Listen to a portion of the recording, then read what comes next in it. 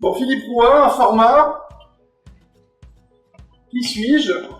Un demi-siècle dépassé, 2 enfants, 2 formations aéronautiques. Je vais être pilote, pourquoi? Parce que quel que soit le temps qu'il fait au sol, il fait toujours beau là-haut. Mes goûts, la photographie, les voyages, et j'adore pas mal de choses. J'ai créé mon entreprise en 96, ça fait déjà plus de 21 ans. Je suis agréé formation. Et je suis partenaire de 2 groupes, Imediacorp et BNI. Imediacorp, c'est un regroupement, c'est un GIE qui a été basé en Angleterre et à Monaco il y a quelques années. On a des capacités assez importantes à différents niveaux. J'en parlerai plus tard. Le thème du jour, c'est la sécurité informatique. J'ai été sensibilisé il y a peu de temps par une conférence que j'ai suivie en privé et en public à la CCI et à la gendarmerie il y a quelques jours. Les chiffres sont très éloquents. Réellement, je les crois d'un peu. Ça touche réellement mon métier et ça touche réellement chacun de vous, potentiellement. Les risques sont énormes. Aujourd'hui, on fonctionne tous avec, regardez-moi, j'ai une montre bracelet qui est un Fitbit, petit accessoire qui me permet de savoir combien je dors la nuit. Je signale quand même que j'ai tellement pas beaucoup dormi la nuit dernière à cause de ce que je devais vous dire aujourd'hui. C'est connecté. C'est connecté à mon smartphone. Donc il y a une liaison qui se fait entre les deux. Ma voiture est connectée, mon mixeur est connecté, mon frigo est connecté, mon ordinateur est connecté, et tout ça c'est faillible. Totalement faillible. C'est-à-dire que n'importe qui, mal intentionné il s'entend, serait capable de récupérer une partie de la chaîne d'information et s'en servir contre moi. Alors on parle beaucoup du cloud, c'est un truc très très à la mode, je vous mets en garde contre ça. Si vous mettez les choses dans le cloud, vous risquez de vous faire pirater intégralement. Et vous verrez plus tard que ce piratage peut vous mettre à terre définitivement. Il est très important de tenir compte d'un truc. Il y a quelques années, on parlait des voitures. Les voitures avec la télécommande, et les gens se disaient « Ah mais vous vous rendez compte, avec un scanner de ville, je peux me faire pirater ma voiture. » Se faire voler sa voiture, c'est vraiment le moindre des soucis qui peuvent vous arriver aujourd'hui avec la technologie qui s'échange entre l'information. On peut se faire de l'usurpation d'identité, on peut faire du vol de données, on peut faire du vol d'argent, et dans certains cas, c'est pas récupérable. Alors on vous dit que le système bancaire a été fait de telle façon, et particulièrement en France, heureusement pour nous, que le système bancaire a été fait pour vous protéger, c'est vrai. Marc ne pourra pas me dire le contraire, mais ça n'empêche que la plupart des pirates informatiques aujourd'hui sont hors contrôle, voire virtuellement inaccessibles. La fraude informatique, elle est très très importante. Aujourd'hui, on parle de deux réseaux. On parle de réseau Internet. Tout le monde connaît Internet. Tout le monde est sur Internet d'une manière ou d'une autre. Et en parallèle de ça, vous avez ce qu'on appelle le Darknet. Très peu de gens connaissent réellement comment on y accède. Et moi, informaticien, je vous dirais franchement, je ne sais pas, je ne veux pas savoir. Il y a des outils qui sont disponibles sur le Darknet à des prix ridicules. On parle de $300 pour un logiciel qui s'appelle Philadelphia, j'en parlerai un petit peu après. Avec cet outil, on peut démonter des entreprises. On peut faire un tort tellement considérable, et quand je dis considérable, c'est une entreprise monopersonnelle, ou alors une PME, voire une PMI, de plusieurs centaines de salariés. Le coût moyen estimé par la CCI et la gendarmerie nationale du hackage d'une entreprise PME-PMI de 5 à 6 salariés peut excéder les 700 000 euros. Excéder les 700 000 euros. Il s'avère aussi, et ça m'a fait réellement peur, que 80% des entreprises qui auront été piratées cette année ne s'en relèveront pas dans les 12 mois à venir. Ça veut dire licenciement parce que la boîte a coulé, ça veut dire des pertes d'argent très importantes pour les dirigeants et tout ce qui va autour. On parle aussi de la sécurité de la vie privée. N'importe qui peut se prétendre à émettre un email à votre nom. N'importe qui peut s'appeler Didier Rousseau, Patricia Lebras, Philippe Rouin, ou qui le sais dans l'Assemblée, et envoyer n'importe quoi sur n'importe qui sans aucun contrôle. Les pouvoirs publics n'ont aucun moyen pour ça. Une bonne partie de la faille, elle est liée à l'humain. Au jour d'aujourd'hui, on a tous des dizaines de mots de passe qu'on utilise quotidiennement ou presque. Alors souvent, ces mots de passe sont mémorisés. Souvent, ces mots de passe sont les mêmes pour plusieurs services. il s'avère que c'est une bonne partie de la problématique. Il faudrait revoir cet élément-là. Ça demande à faire fonctionner ces neurones pour mémoriser des mots de passe complexes, mais c'est peut-être la seule parade que vous avez contre le piratage informatique aujourd'hui.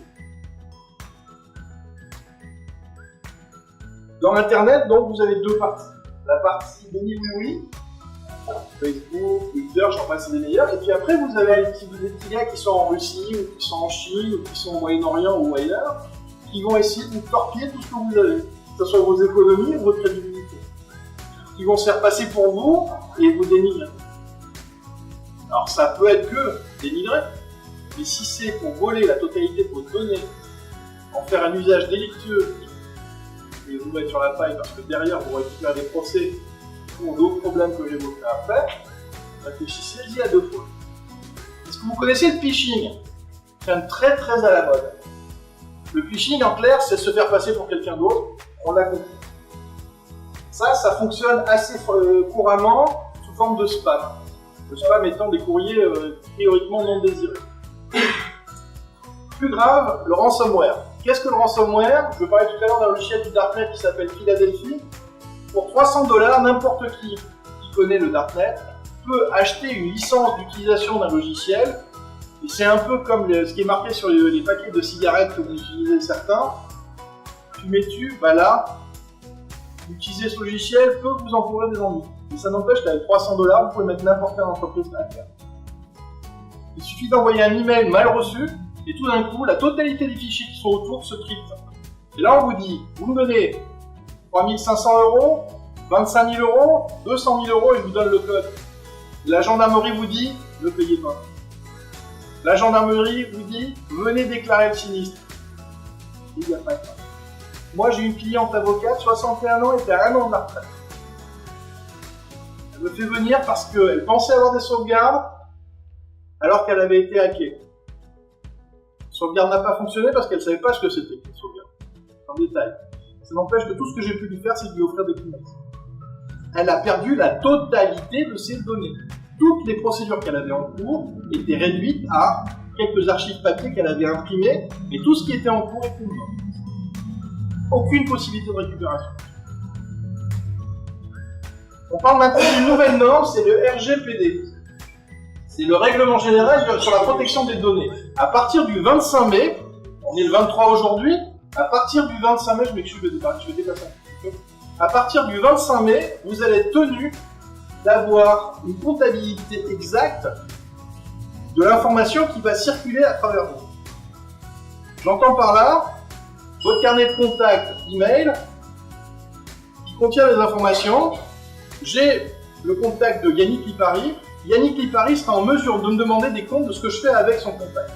Me demander ce que je fais en amont et en aval. On m'a donné un exemple que je vais vous citer. Si vous prenez le parking Marshall par exemple. Le parking Marshall, c'est le parking qui est en face de l'hôpital Saint-Roch. Quand vous vous présentez à la barrière, on scanne votre plaque d'immatriculation qui apparaît sur votre ticket de stationnement.